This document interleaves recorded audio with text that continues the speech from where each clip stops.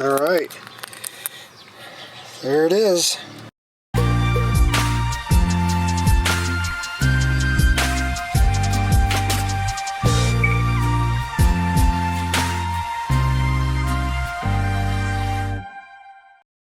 All right, I'm finally getting my ham radio, one of my ham radios.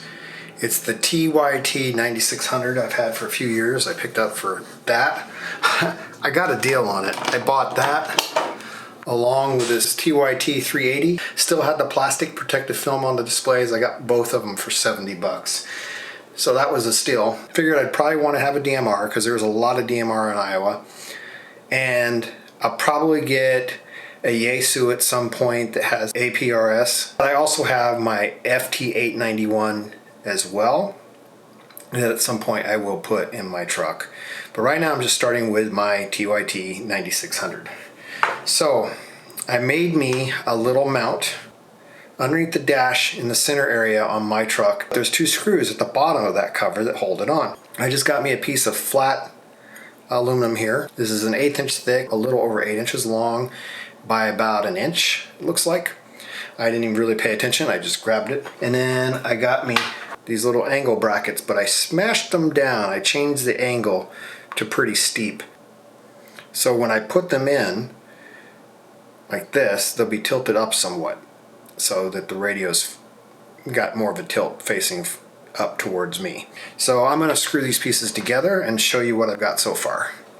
So there you go. Now I'm not really a fan of measuring tapes, so I just know that this long piece is 8 inches. It's a little over 8 inches. I basically did all this kind of on the fly. I just, screwed on the brackets first, saw that I needed to put an angle on them, took them and hit them with a hammer, just kind of guessed the angle until it looked right and made them both match. I just pounded them with a hammer to get that angle.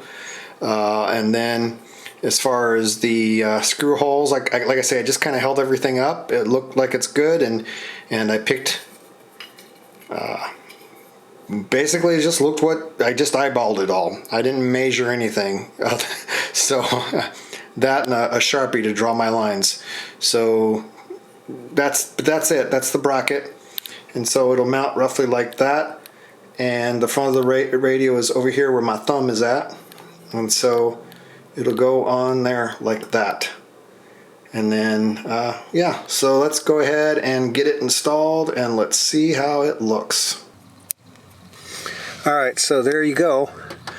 There's the one bracket and then there's the other bracket there, as you can see. And then I just take this and screw it up to it right there. So now I'll go ahead and attach this to those little brackets.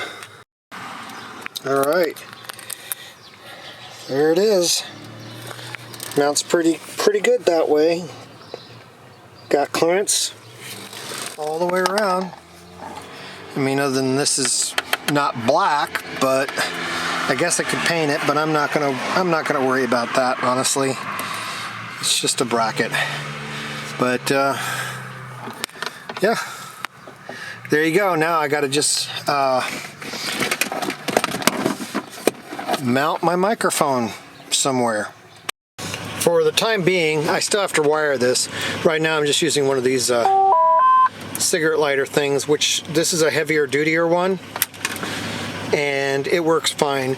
The cigarette lighter is designed generally for 15 amps, and so this can handle that. And the radio is probably only putting out, it's a 50-watt radio, so it's maybe using 5 or 6 amps. So it's fine with that. So, but yeah, that's gonna work. Now, like I say, I gotta get my microphone hooked up. All right. Finally. Now,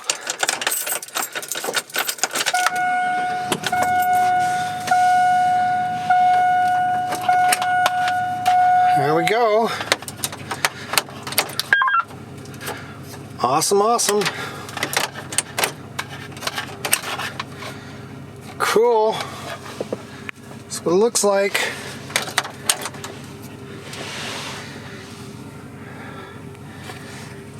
So I have to get the power ran and get the antenna ran, but the radio itself is ready.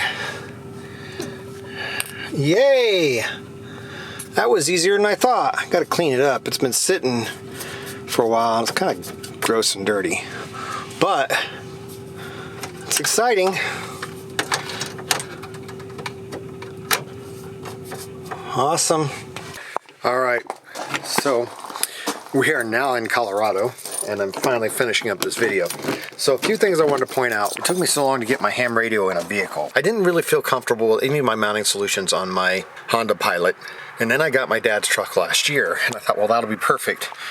But then I got hung up on a small, stupid detail, and I had to just get over it. So on the top, the previous owner, I don't know if it was for a satellite radio or if it was for ham radio or what he had, but he had a plug.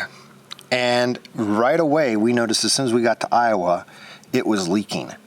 And so I took it off because it was leaking, because it had been on this thing for over 10 years and it was basically all dried up and not sealing. I didn't really feel very comfortable about putting an antenna up there. You know, you forget or you hit something too low or whatever, you're messing up your roof. It already has a little bit of bend in the metal where the antenna was, so he might have caught it at one point anyway.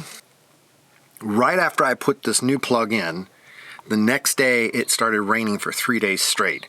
In fact, one of the 3 days we got 4 inches of rain in Newton. I didn't pay attention to what the other 2 days got. They might have been close to the same. It literally rained nonstop.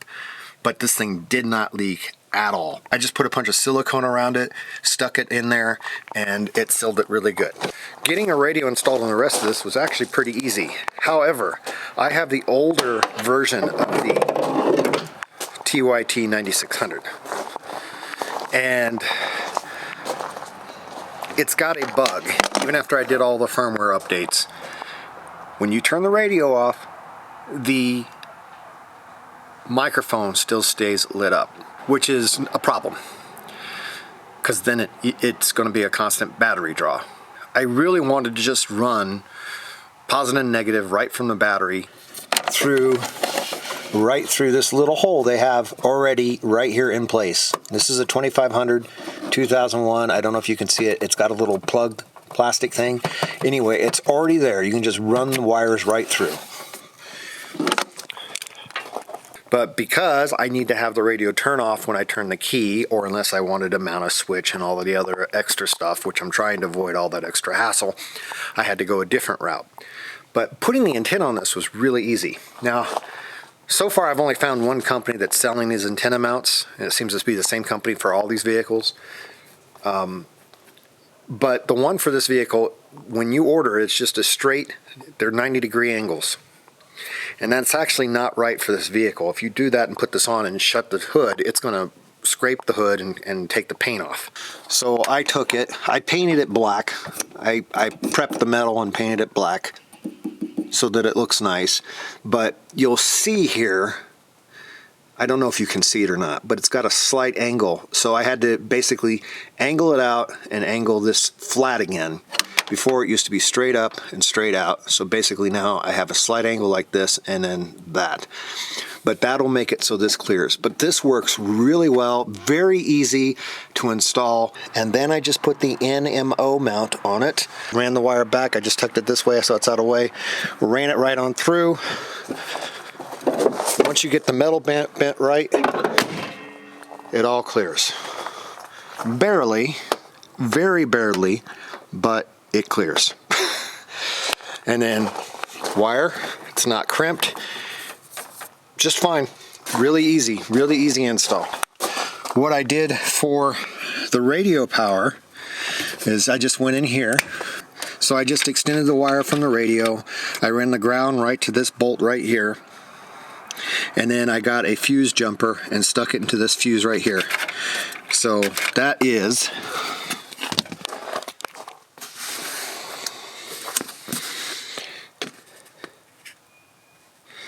the SEO accessory.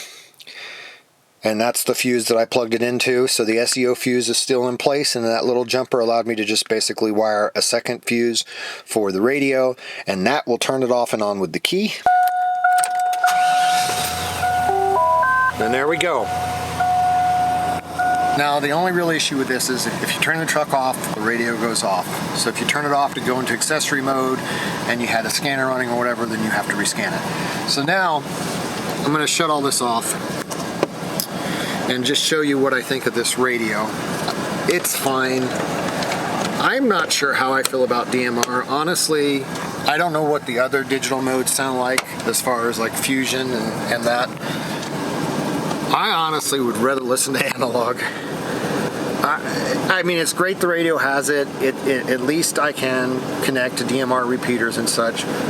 But I would rather hear static in the background than the digital artifacts that come through DMR. It just is really hard for me to hear. And when you're driving down the road and you got the sound of the vehicle as well, it's even harder to hear. But I can hear analog just fine. No issue. It registers in my brain. So that's the biggest thing I would take away from this. And I don't know if it's the radio or if it's just DMR in general.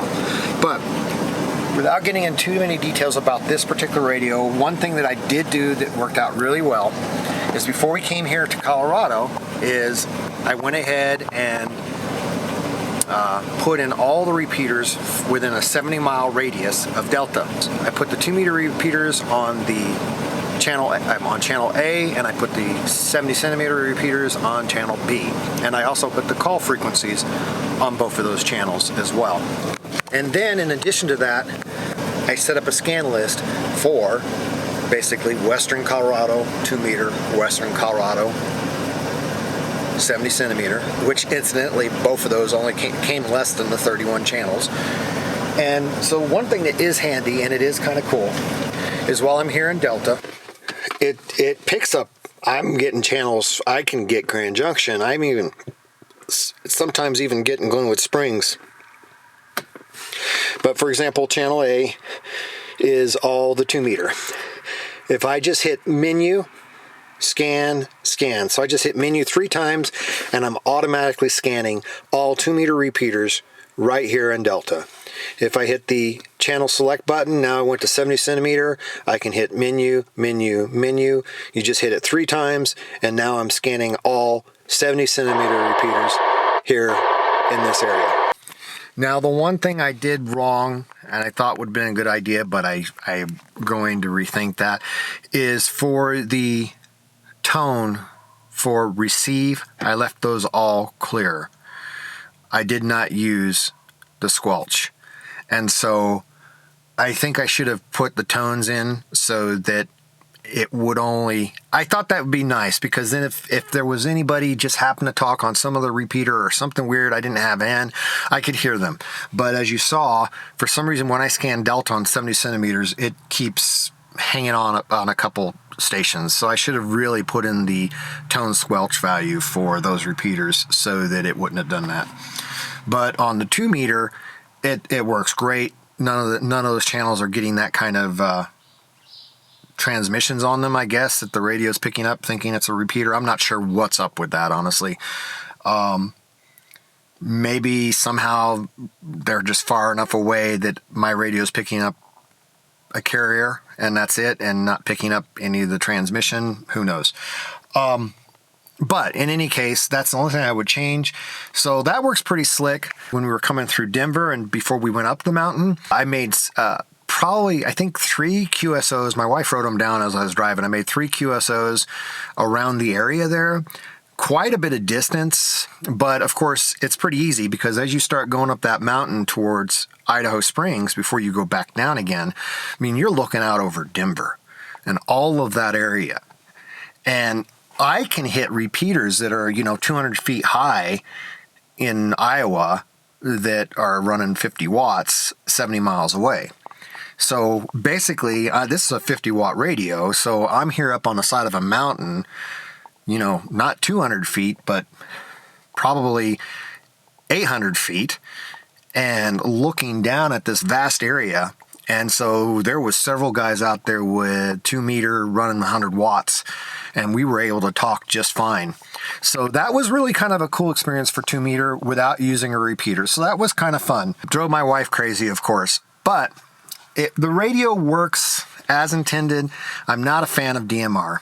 I'm really not. I don't like how it sounds. I really don't.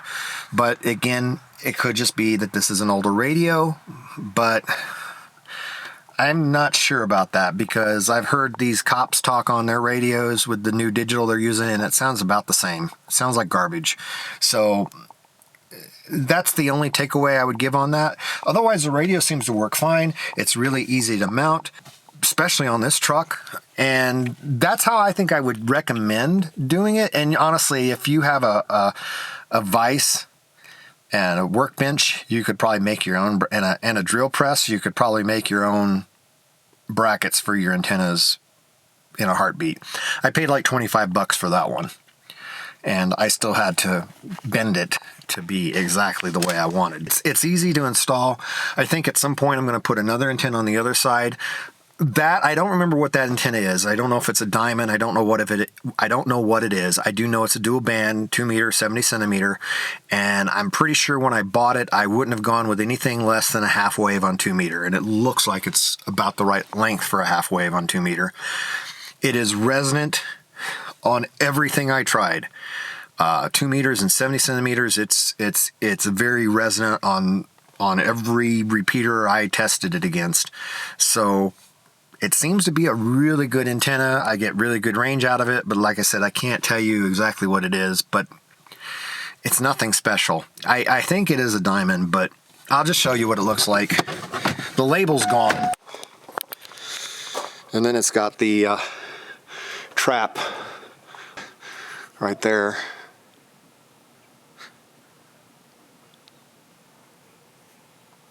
And very basic antenna.